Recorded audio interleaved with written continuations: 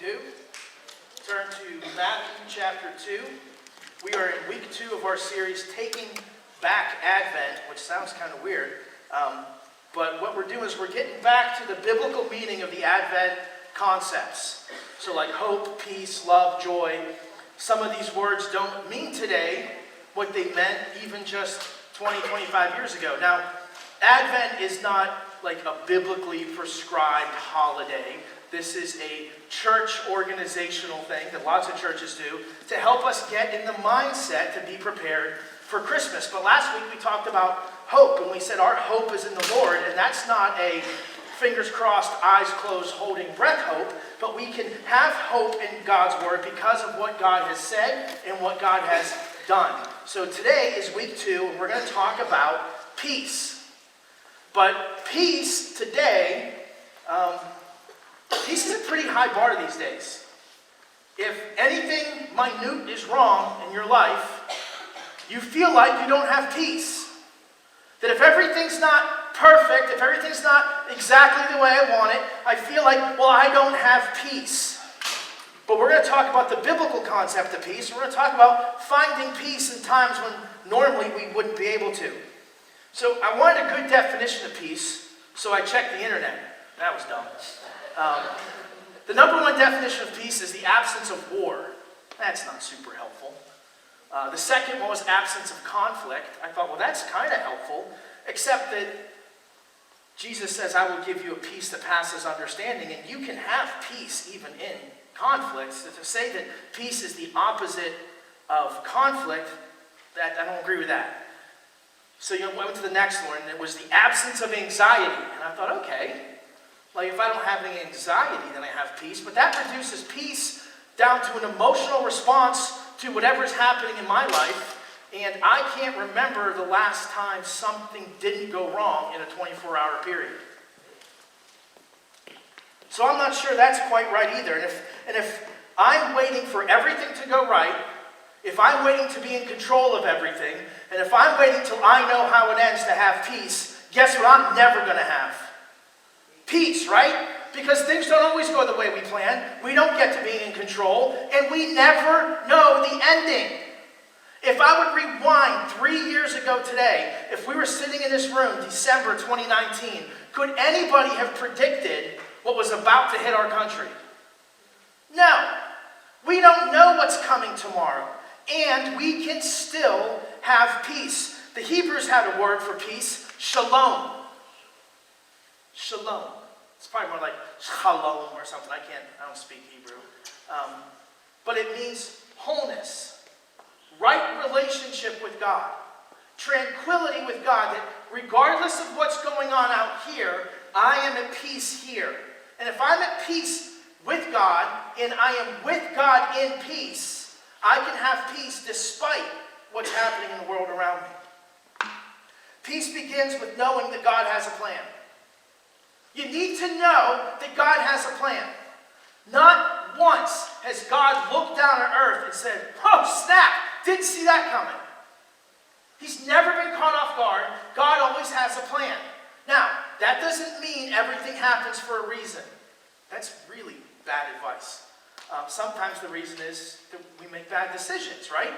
So God is not orchestrating everything, but Romans 8:28 says God works all things to the good for those who love him and are called according to his purpose. That means like a chess master, God is orchestrating things happening in my life, in your life, and on the world stage to accomplish his plan.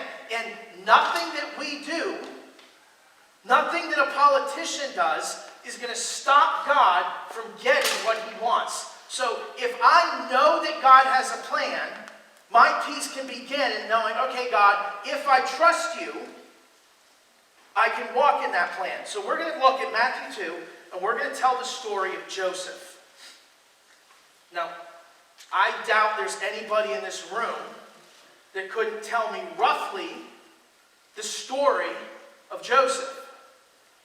His fiancée gets pregnant. It's not his baby. It's God's baby. He decides to not break up with her, but he's going to keep her, marry her, raise the child as his own.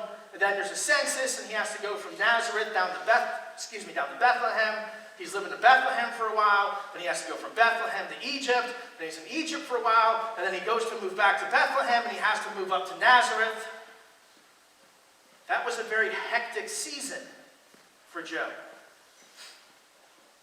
And I think, as I was reading Matthew this week, the question that I asked was, where did Matthew get this information?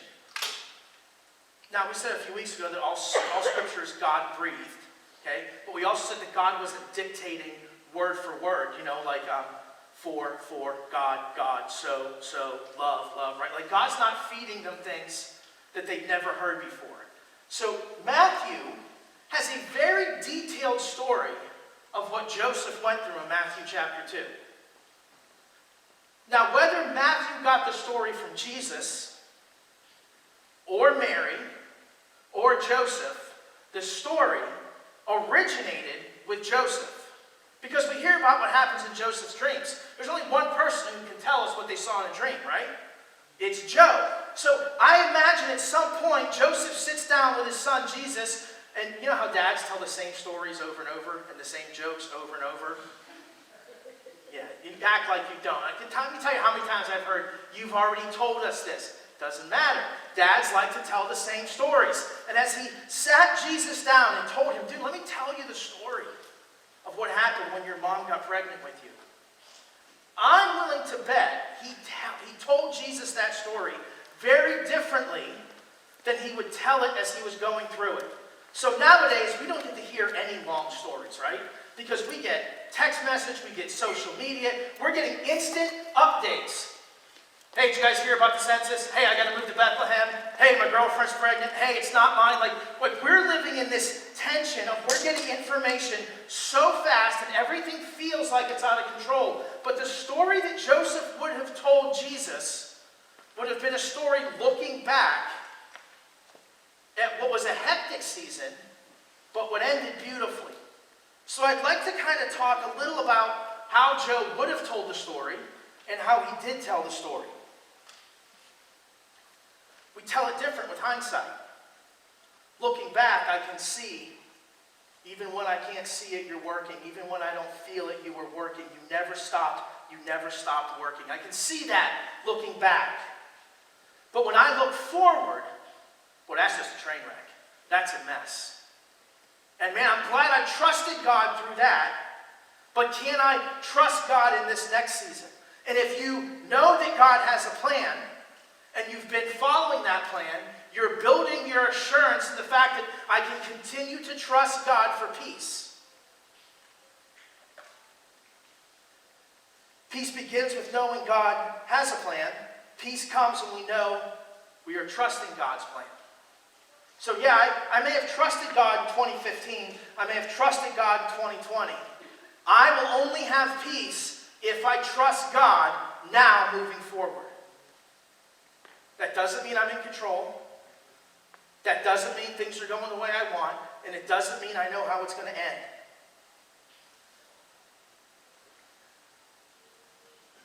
If I were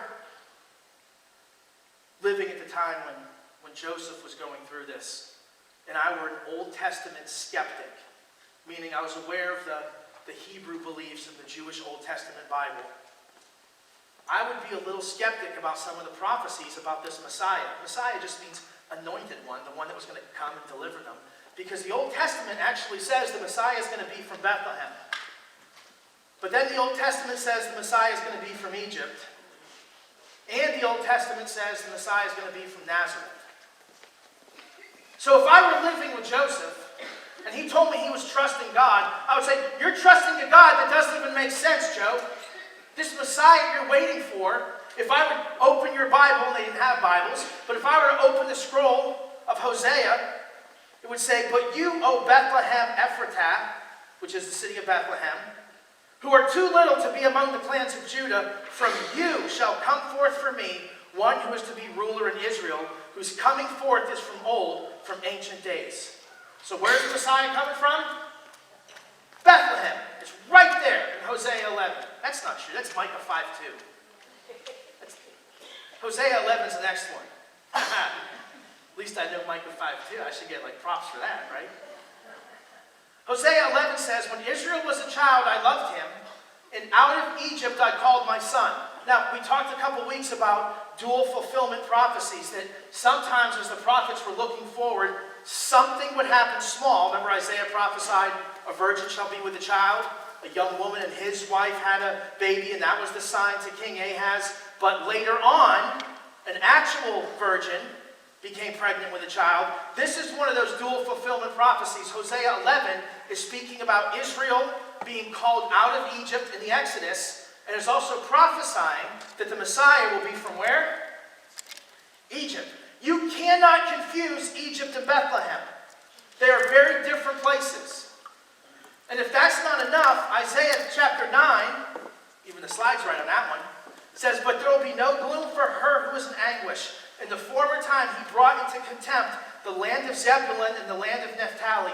That's Galilee. That's northern Israel. This is where the town of Nazareth is. But in the latter time he has made glorious the way of the sea, the land beyond the Jordan, Galilee of the nations. The people who walk in darkness have seen a great light. Those who dwelt in the land of deep darkness, on them has light shone. There are other prophecies that talk about Jesus being a Nazarene. But this one says the Messiah is coming from Galilee or Nazareth. So Joe, how on earth can you trust in a God that can't even tell you where this Messiah is coming from? But God had a plan.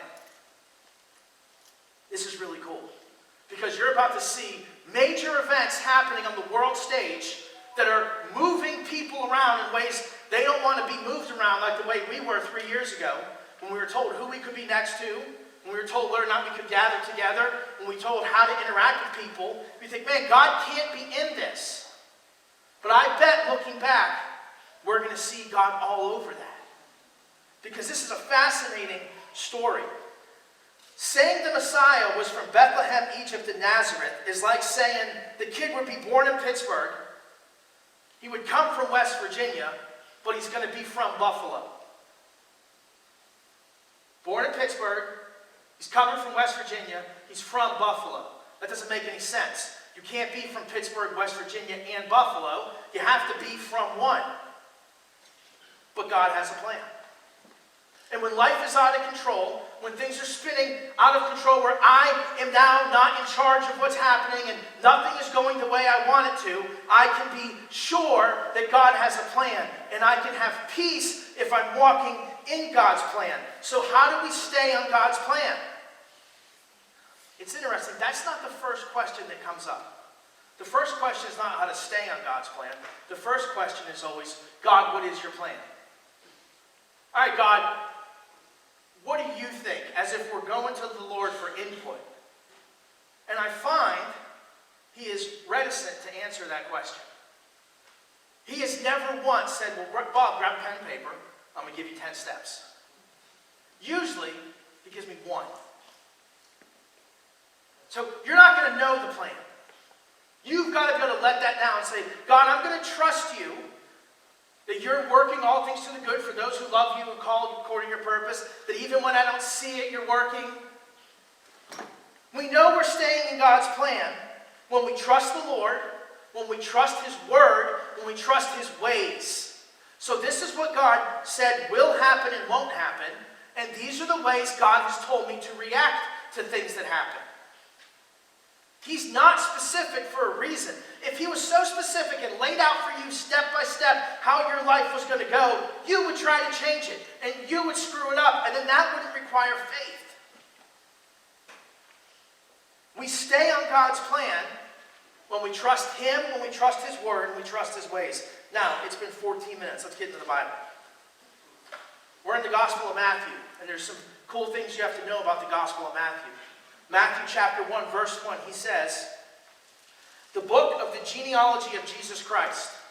That's Jesus the Messiah, Jesus the anointed one, Jesus the one who came to save. The book of the genealogy of Jesus Christ, the son of David, the son of Abraham. It's important to know that Matthew wrote his gospel to predominantly Jewish people who doubted whether or not Jesus was the Messiah. So there is this systematic insertion of Old Testament prophecies in every paragraph.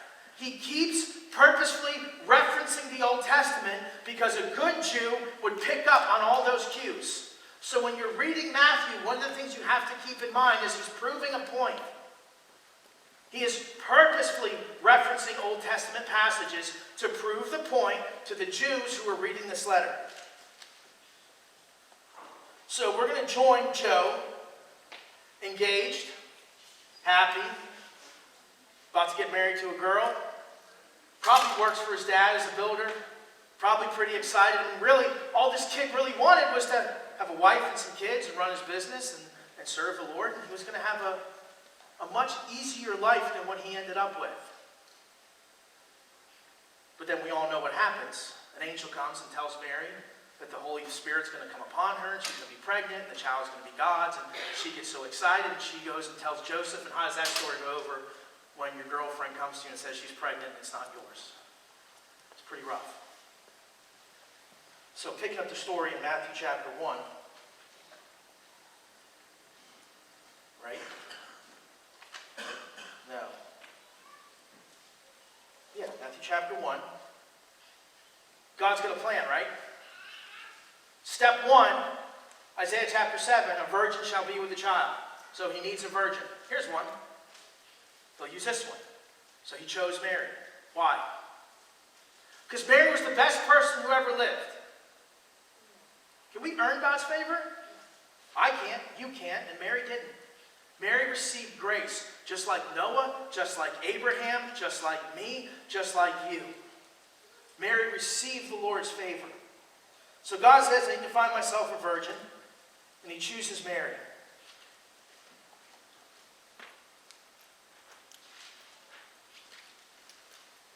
Sorry, verse 28. Can't be verse 28. I hate it when I screw up my own notes. Verse 20. Please forgive me. Joseph has decided he's going to break off the engagement and be done with this girl. But as he considered these things, behold, an angel of the Lord appeared to him in a dream, saying, Joseph, son of David, do not fear to take Mary as your wife, for that which is conceived in her is from the Holy Spirit. She will bear a son. You shall call his name Jesus, for he will save his people from their sins. All this to fulfill what the Lord had spoken by the prophet, behold, the virgin shall conceive and bear a son. I can find peace even when I'm hurting. Do you think the angel visiting him just made it all better? The fact that his fiance's pregnant and it's not his, and the shame he has to go through, everyone's going to know. Everyone's going to assume, really, that they were doing stuff they weren't supposed to be doing before they got married. But that's now not his baby. We can find peace when we're hurting. Jesus said, my peace I leave with you. Not the peace of this world, not the peace that's dependent upon circumstances, but you can find peace even when you're hurting. I imagine if Joe and I were good friends back then, he would have texted me and said, hey, I just had a fight with Mary. She's pregnant. She said it's God's baby. And I'd have wrote back, well, you know that's crap. Then the next morning, he would have texted me and said, dude, I was ready to dump her, to drop her like a bad habit. And I had a dream, and I'm telling you, it was an angel, and the Lord spoke to me. I'm going to marry her. I'm going to raise the kid. But if you think he was happy, if you think he was all, oh, okay, no problem, Lord. Has God ever asked us to do something that was easy? No, there's still a lot of pain in what he's going through. There's still going to be a lot of ridicule in what he's going through. Peace is not the absence of pain. Can you let that sink in for a second? Peace is not the absence of pain. Peace is not conditional on what's happening in the world around you. Shalom, tranquility with God, being in right relationship with God, has nothing to do with what's happening on the horizontal. Joe got his mind right and got his heart right. That doesn't mean it wasn't hard. I think sometimes we read these Bible stories and we think that these guys are these great heroes and we're putting things on them that just aren't true. He was ready to divorce her. He was ready to break off the engagement. He was ready to say, I am done with you. then the next verse, the angel comes, and we think everything's all better, and we forget about Joe probably cried himself to sleep that night. But I wonder how Joe told the story to young Jesus. Like, dude, I was devastated. I was brokenhearted. I was crushed. I thought my life was over. My plans were train wrecked. And then I had a dream. Shalom. Peace when you're hurting. Many of us are going to sit down at Christmas dinner, and there's going to be a chair that's empty that shouldn't be empty. Whether it's someone who's not here anymore, or someone who refused to show up, or something that didn't go right, we can still have peace because God has a plan. So we got the virgin box checked, but now God needs that baby to be born where? Bethlehem. How easy do you think it would be to get an 8-month pregnant woman to walk 100 miles? I have found pregnant women are difficult to deal with. In fact, I don't think I need the word pregnant in that sentence. Sometimes they can be difficult to deal with. Guys, try to talk your wife into taking a 100-mile hike today. See how well that goes. Probably wasn't going to go well. So if I would stay there, I'm going to jump over to Luke chapter 2. Luke gives us another perspective in this story. In those days, a decree went out from Caesar Augustus that all the world should be registered.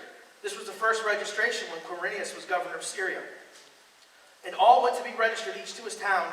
And Joseph also went up from Galilee, from the town of Nazareth, to Judea, to the city of David, which is called Bethlehem. This is a national political move by the emperor to find out how many fighting men he could muster into an army at any given moment. Because God needs that baby to be born in Bethlehem. See, we think the government's just out of control and they're going to do whatever they want to do. And here's God orchestrating pieces on the world stage to get this guy and his girlfriend to move 100 miles south today because he's got something he needs to accomplish. Now, if I'm Joe, I'm not really too thrilled about the pregnancy thing, but I'm willing to do it. Really, the last thing I need is a trip to Bethlehem right now. So when word comes down, there's a census, and he has no choice. It's got to be, God, not this, not now, not in this season. This is too much. I don't want to deal with this right now. But I can find peace even when I'm frustrated. Let me assure you I'm preaching to myself on this one. When things don't go the way I want them to do, when people who have the authority to make me do things I don't want to do, hair on my neck stands up and I just get rebellious in my heart. I may be playing nice on the outside, but inside I'm screaming, you can't make me do this. And I lose peace. But we can have peace if we trust that God has a plan. I imagine the text from Joe would have said, dude, did you hear about this census? Like, I don't have enough on my plate. I got to deal with this now. Yet, when I imagine how Joe told the story to Jesus, he would have said, I was pulling my hair out, man. I was so frustrated. I couldn't see what God was doing. I just thought things were going south. And this ridiculous emperor was making us do things we shouldn't do. But even when I can't see it, he's working. Hindsight's helpful, isn't it? We see things differently. And we look back than when we lash out in the moment. I can find peace when I'm frustrated through continued obedience. If I react the way God tells me to react, if I respect those God tells me to respect, if I do the things the Lord has called me to do, I can still have peace. So he gets him down to Bethlehem. Spoiler, baby was born in Bethlehem. Is that news news for, I don't see anybody like, oh my gosh, right? Like, yeah, we all knew that one. But then there's this verse in Hosea, this prophecy that the Messiah was going to be from Egypt. But the baby's already born in Bethlehem. Well, when the baby was born in Bethlehem, some wise men saw a star rise in the east, and they asked around because there used to be some Hebrews that lived in their country, and it turns out the star would mark the coming of the Messiah, the coming of the Jewish king. So the wise men came bringing gifts to meet this king, but when they got to Judea, they couldn't find the star. So they go to the palace to King Herod, who is not a Jew, and they said, King, we saw the star rise in the east, which symbolized that the Jewish king was born. We came to worship this Jewish king. That was just great news for Herod. He doesn't want to give up his throne. He doesn't want to give up his line. So he starts asking around, hey, where's the Messiah supposed to be born? And all the good little Jewish boys and said, Bethlehem. It's in Micah 5:2, like Pastor Bob said. So he tells them, hey, it's in Bethlehem. And he sends them off to Bethlehem. But he says, hey guys, when you find him, stop back and tell me. I'd like to meet him too. He had no intention of meeting him. He wanted to destroy him. So the wise men come and they find Mary and Joseph living in a house, not in the manger. It's 2 years later. Now, where was Joe from? Nazareth. But he goes to Bethlehem for the census to be with his extended family, and they end up buying a house, building a house, but they're settled in, they're making a life in Bethlehem. The wise men show up, and now it's about to get weird because they're bringing gold and frankincense and myrrh. Wow, this is crazy. And like they're worshiping the child. Well, what Joseph doesn't know is that on the world stage, Herod is planning to kill all the babies 2 years and younger from that Bethlehem area because he's trying to destroy the king of the Jews. And God's got to get that baby, this toddler, over to Egypt.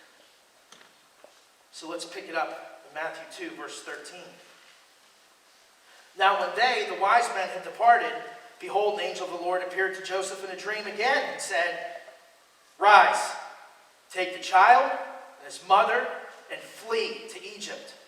Remain there until I tell you. He rose and took the child and mother by night and departed to Egypt and remained there until the death of Herod.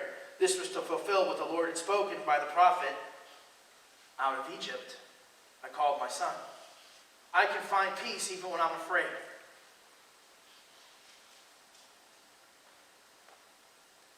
Joseph's sound asleep. House filled with gifts. That was a pretty cool day. Then he has this dream where the angel says, get up right now, pack what you can pack, whatever you can fit in the wagon, whatever you can strap to the donkey, and get out of here tonight. Herod's coming to kill that boy. So Joseph wakes up. Mary, get up. Get the baby. We're packing everything we can. You got 15 minutes. Whatever fits in the wagon, fits in the wagon. Whatever straps to the donkey, straps to the donkey. We got to get the heck out of here. They're coming to kill the baby. And on his way out, he texts his buddy Bob. Hey Bob, bad news. We're leaving town. Can't make it to lunch tomorrow. Just heard that Herod's trying to kill my kid.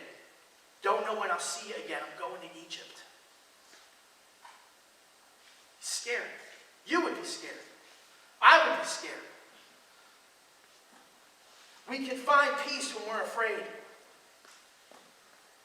When it feels like everything's over. This is the end of my marriage. This is the end of my relationship. This is the end of my career. This is it. Nothing will be the same from this point. Everything is lost. Everything I worked for is gone.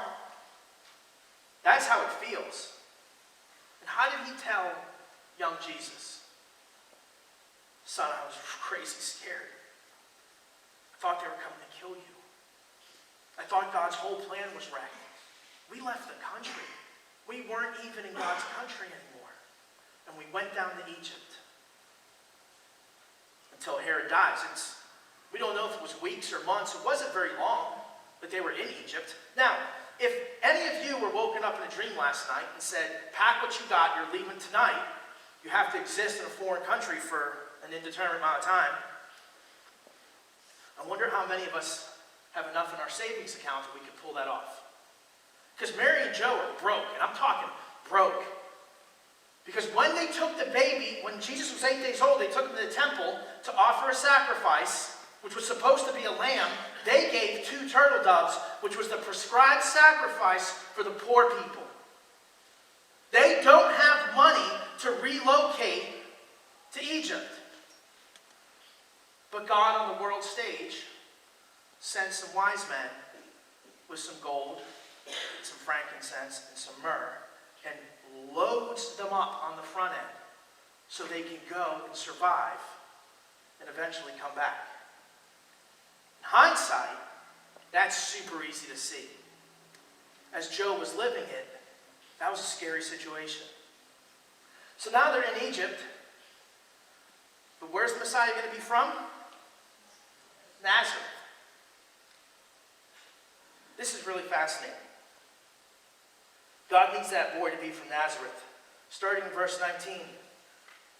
But when Herod died, behold, an angel of the Lord appeared in a dream to Joseph in Egypt, because they didn't have CNN or Facebook. No one posted like, R.I.P. King Herod, right? Rise, take the child and his mother and go to the land of Israel, for those who sought the child's life are dead. Where did he tell them to go? Israel, the country of Israel. Go back to Israel. And as Joseph rose and took the child and his mother and went to the land of Israel. But when he heard that Archelaus was reigning over Judea in place of his father Herod, he was afraid to go there. And being warned in a dream, he withdrew to the district of Galilee. And he went and lived in a city called Nazareth, so that what was spoken by the prophets might be fulfilled, that he would be called a Nazarene. I can find peace even when I'm disappointed. You have to know a little geography. Egypt is south of Israel. And God says, you're going back to Israel. Joseph is going to Bethlehem. That's where he's headed. That's in Judea. Judea is like a different state. Think North Dakota, South Dakota, okay? Judea is in South Dakota. Galilee, Nazareth is in North Dakota, but it's still Israel. He is headed back to Bethlehem, even though he's from Nazareth. But we had built a life in Bethlehem. We had a house, and when I left that night, I texted my friend Bob and told him to look after my sheep, and I'm hoping he kind of kept up with the barn. It's only been a couple weeks or a couple months. We're going home to Bethlehem. But when he finds out that Archelaus is reigning in Herod's place, Archelaus is Herod's jerk son, he thinks, well, I don't want to deal with that.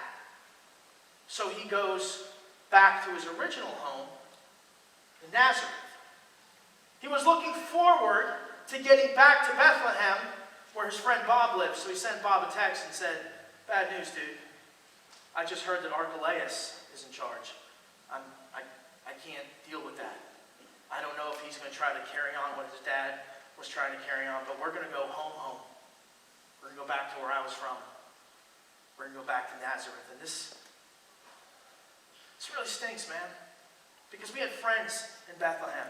And we had extended family in Bethlehem. We really built a life in Bethlehem. How did he tell that story to his son? And that's when we came back here to Nazareth. And I started this business. And we've built a life here. And I've seen God working in you. And looking back, man, I was so disappointed that we couldn't go to Bethlehem. But I trusted God. And I did what God told me. And man, look where we are now. Hindsight. Boy, what I wouldn't pay for hindsight. Stay on God's plan. You can't write the story of your life. It's out of your control. It's out of your control. It's not remotely out of God's control. Think of how this must have felt to Joseph as things are happening on the world stage. It's moving his life around, and yet God is just checking the boxes because God has a plan. And for sure, God's taking care of Joseph through all this stuff.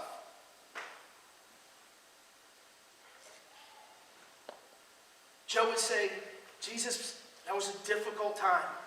Those were awkward transitions. I was afraid. I was disappointed. I was angry. I was confused. And in my heart, I may have not handled things right, but I trusted God. Think of the times in your life when you trusted God despite how things felt. How did that work out for you? Now think of the times when you took matters into your own hands because you were going to fix it. How did those work out?